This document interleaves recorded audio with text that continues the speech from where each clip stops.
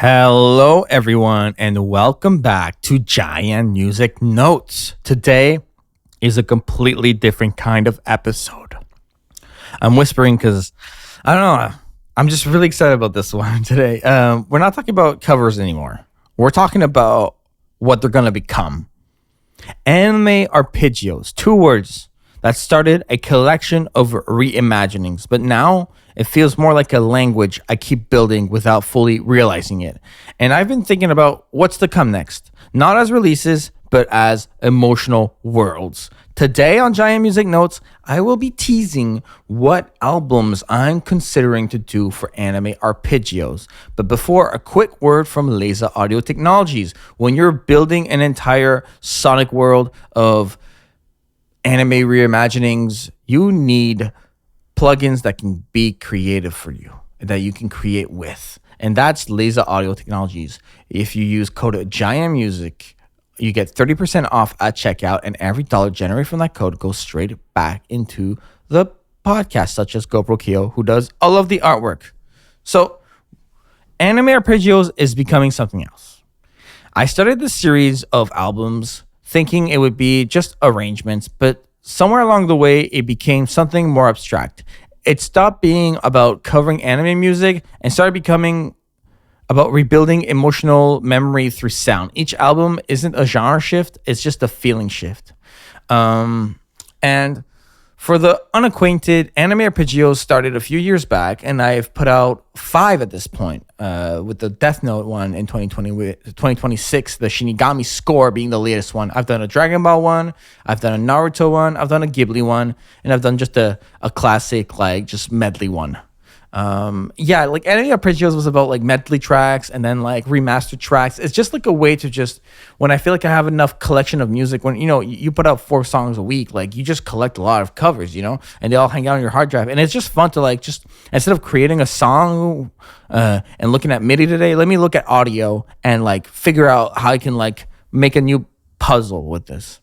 So I see a new path. Actually, I see several paths, not as obligations, but as emotional states. I haven't fully written yet. So I'm going to give to you a little bit more of what my thoughts are on what anime arpeggios, what anime musical universes I'm thinking of going through. The first one I was thinking of doing is an anime arpeggios of Sailor Moon. This one feels like Glow. It's just nostalgic. It's super nostalgic.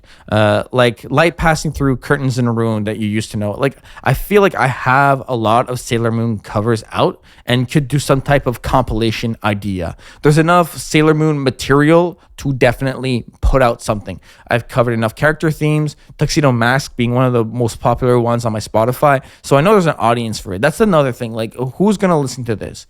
So definitely Sailor Moon is up there. Then there's obviously Pokemon that I thought about. This one has the deepest emotional archive for me. Like, there's so many Pokemon covers that I've done since my daily song cover run in February 2022. For the unacquainted, in February 2022, I posted a Pokemon cover every single day on my channel and on my Spotify. And it's what blew up my Spotify the most. I was at one point at 75,000 monthly listeners. Nowadays, I hover around 30 to 20,000, like we're talking about more than double. So part of me thinks like, I should do more daily covers. I've done other runs of daily covers. It's timed at with the algorithm at the right moment. So I'm just like, really thinking that there's enough Pokemon material, song covers from the Game Boy Advance games and the anime and the movies themselves that I could definitely do like a 20-track album for sure. Then another one, this is more of a dark horse, is Yu Yu Hakusho. Yu Yu Hakusho, I have made so many covers, and I'm a huge fan of the series. So this would be like really fun for me, like personally, just knowing I could like re-explore all those covers. And those covers, they're old though, so I would probably have to remaster a lot or just rework a lot of old covers to make them what they are. But it's a possibility. It's definitely something I'm going to consider. And I feel like this next one is one of my highly likeliest ones. Attack on Titan. I want to do an Attack on Titan one. This will definitely happen at some point. Like, I don't know if this year, next year, or the year after, but I definitely want to make one. It makes a lot of sense. I have a lot of Attack on Titan covers and could easily combine the old ones with remakes of all new covers. That's exactly the idea of anime arpeggios. Like, I think my Ghibli one, like the first few are like old tracks, and then I have like a bunch of new remixes and just tracks I've never put out before. So there's definitely something to do with that.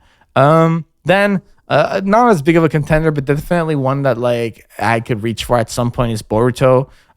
It would be a continuation of the Naruto one. It would make sense because, like I said, the third one is Anime Arpeggios 3 Melodies Hidden in the Leaf, and it would give that album a friend. So it's just, just when you do Naruto content, Boruto just naturally flows. That's why, like, when I do Dragon Ball Z covers, I drop in some GT and some Super covers. And the last one for me it's My Hero. My Hero, this one feels like it makes a lot of sense, but also it doesn't, because I haven't done a lot of My Hero covers as of late. I just like 1 or 2 a year max, not enough to like do a full album. It's a dark horse for that sense. So sitting down with this one, I'm thinking about it, but I feel like there would be a lot more work to do from scratch looking at my catalog. It's also my productions, evolved a lot, improved a lot since my last My Hero Academia covers. So I'm just thinking about it, and it could make a lot of sense. So those are just my ideas for now. This is a shorter episode, solo episode here. Next week, I'm going to hop back into Game Boy Advanced Music Land with an anime that I did not even mention today, actually. Funny enough. I'm very excited about it. I've been doing a lot of research, and I found a really, really interesting nugget. I can't wait to share it. And then I think we're going to have a lot more guest episodes. There's been a solo run, a pretty long solo run as of late. That's just because, sometimes the schedules with guests, they don't click, and I'm just like trying to put things together. This will click. This will make sense. So I think what ties all of this together is simple. I'm not choosing anime anymore. I'm choosing emotional states and translating them into sound. Sometimes it's going to be a memory pretending to be music. Sometimes it's going to be just pure anime passion. Sometimes it's just going to be a vibey ambient pad of just anime greatness. So we'll see what happens with anime arpeggios, but that's definitely what my thoughts are. I'll probably do an episode like this about anime anthems at some point. So this has been JaianMusic Notes, and until next time, a big thank you to everyone. A shout out to Laser Audio Technologies for the sponsorship of the podcast. Use code JaianMusic for 30% off any creative effects plugins in their library. Shout out to GoPro Kyo for the artwork. I am at JaianMusic on social media, and of course, JaianMusic.com is my website. Thank you, and goodbye, everyone.